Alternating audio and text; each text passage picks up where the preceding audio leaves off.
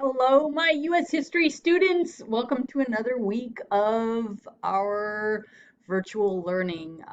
This week we are talking about chapter 23. So, again, if you don't have the book, that's okay. That's what this presentation and PowerPoint are for.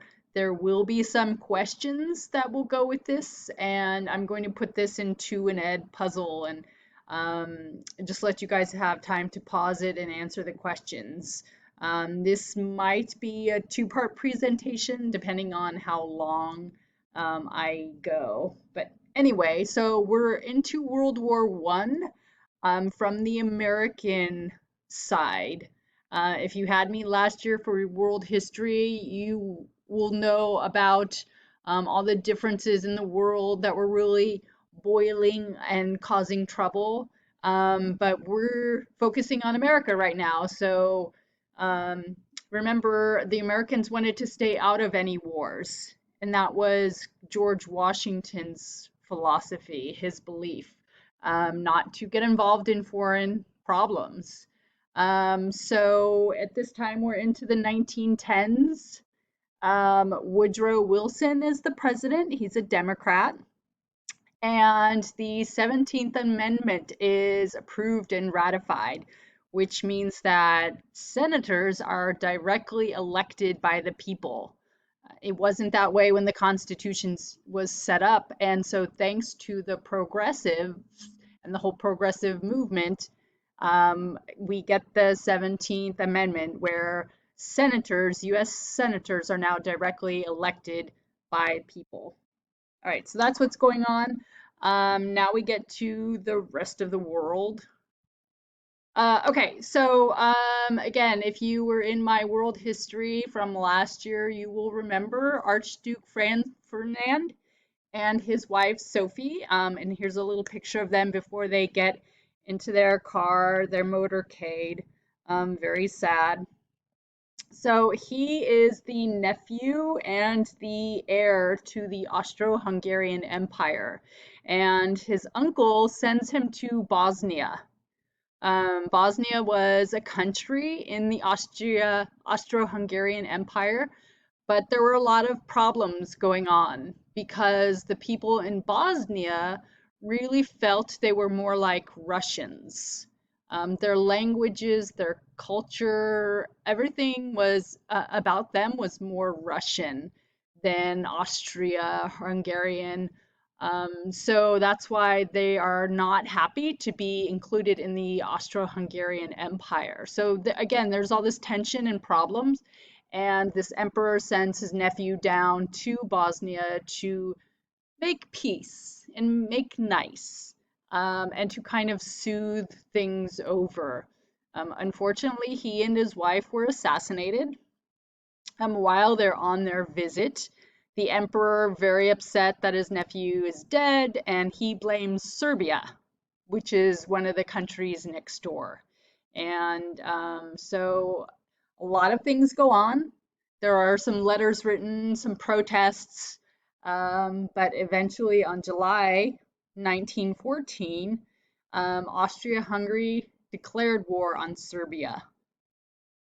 Okay, again, if you were in my world history, you will remember Maine, which is our acronym for really these were the causes of World War One, which at that time was not called World War One. It was called the Great War, because at this point we have not seen World War Two, right? Nobody ever expected anything. So Maine, again, these are the four causes of the Great War, and it's the M stands for militarism. So you see all these countries, especially like Germany, really building up their armies and building them up in such a crazy way that it's too much, and it's thought of as a threat to other countries, right? Because other countries were looking at Germany and saying, why do you need all these armies and these tanks and these airplanes? Um, so that was a threat. The A is for alliances. And if you remember, I kind of described it as friendships. You know, all these countries are making friendships. So Um, Germany was a friend to Austria-Hungary, and France and Britain were friends. So you have all these little friendships developing, kind of like teenagers at high school. You have all these little cliques and groups. Sorry, guys. Um, Anyway, so these little secret groups are forming, and this is a very dangerous thing because somebody's going to get upset, and then their friends are going to start a war, and they have to jump in to help their friends. So that was the A, was alliance. The I was imperialism. Again, if you were in my world history, you would have remembered that all these major European countries are going around the world and they're conquering and collecting colonies and territories. This becomes a problem because they are conquering these territories where people don't understand the languages or customs. So, for example, Great Britain goes into Africa and conquers all these countries, but the native people aren't English speakers. So you have these problems, and that was one of the issues with the Bosnia, and why the Archduke Franz Ferdinand was assassinated, because again, the Bosnian people felt more like they were Russians than citizens of Austro-Hungary. Um, and the last thing is nationalism. Again, there's starting to see this love of one's country. So the French are in love with France, and England, the Britons are in love with Great Britain, and the Italians are in love with Italy. So you see this very close sense of loyalty really starting to develop among the citizens.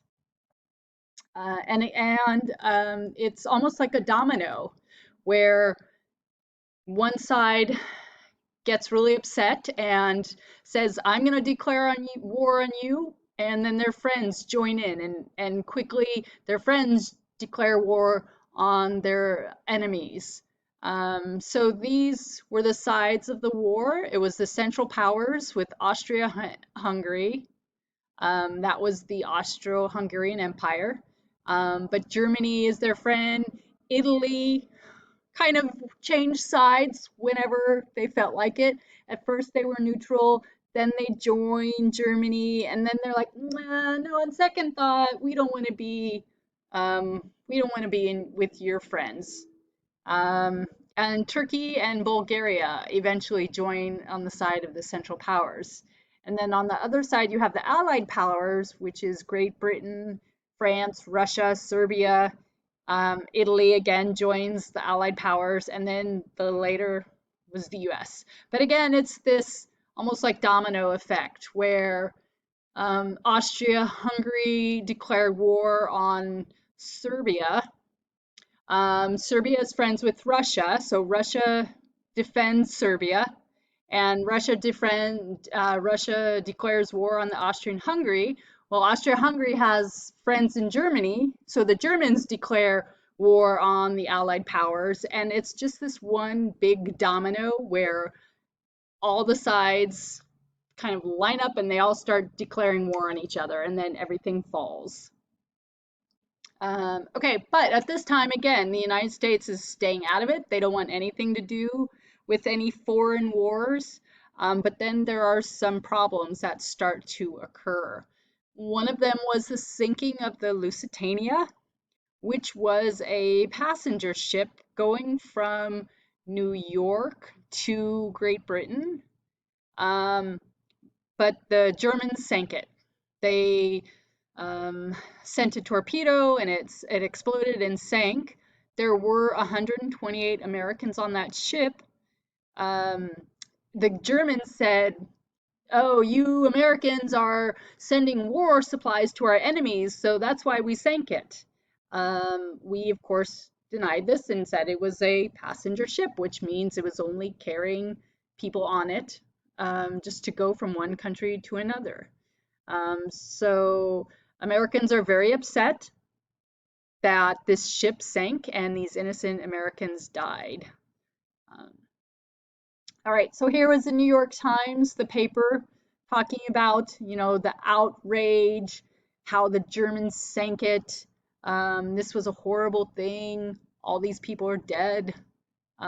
So Wilson, Woodrow Wilson, who's the president at that time, sends a letter of protest to the German government saying, shame on you for sinking that ship. There were all these innocent people. There were no war supplies on that ship. Shame, shame, shame. Okay, then, um, so it's 1917. The United States is still not involved, but it's slowly dragging on, and all the sides are getting very tired because now it's going on 3 years. The Germans are still threatening to sink any ships around Great Britain. They actually do sink an American ship, so again, Americans are outraged. What really tipped the scales and drew the United States into the war was the Zimmerman Note. And basically, what that did was that was a note from the Germans to the Mexican government, and they promised the Mexicans, they said, hey, you guys, we know you lost land to the United States. If you help us to defeat the United States, we will give you some of that land back. So it was kind of a sneaky way for the Germans to get our neighbors to the south, Mexico, involved. Again, they promised Mexico, hey, you know, we want to win this war. If you help us defeat your enemy to the north, we will give you some of your land that you lost back to you. And then that's it. And then that's the final straw. And on April 6, 1917, Congress declares war on Germany. All right. So now life in the United States is at war. You have things changing in the economy. Women go join the factories, the workforce, they go off to war to become nurses. And you also have this shift in population because not only do you have hundreds of thousands of men going off to war, but you have a lot of African Americans moving from the South to the factories. Because now we are a wartime economy and we need to make weapons. And remember from our Civil War days that the North had most of the factories. So you see this huge shift in population, and a lot of African Americans are again moving from the South up to the North to get these jobs in the factories and the meat packing industries and all these other businesses. Um, the government starts to sell war bonds because war is very expensive. Um, and the selective service starts again. And the selective service was just a way of making men join the war. It was the draft. They hadn't had the draft since the Civil War, so now that we're back into the war, the selective service or the draft is back. So men are being drafted into the war. And now you have General Pershing, who is going to be commanding the more than 1 million American men who are going to be shipped off to Europe to fight in the war. All right, I'm going to talk about the war being over in the next presentation, so you guys can stop, and I will continue it in the next, the next presentation. All righty, hold on.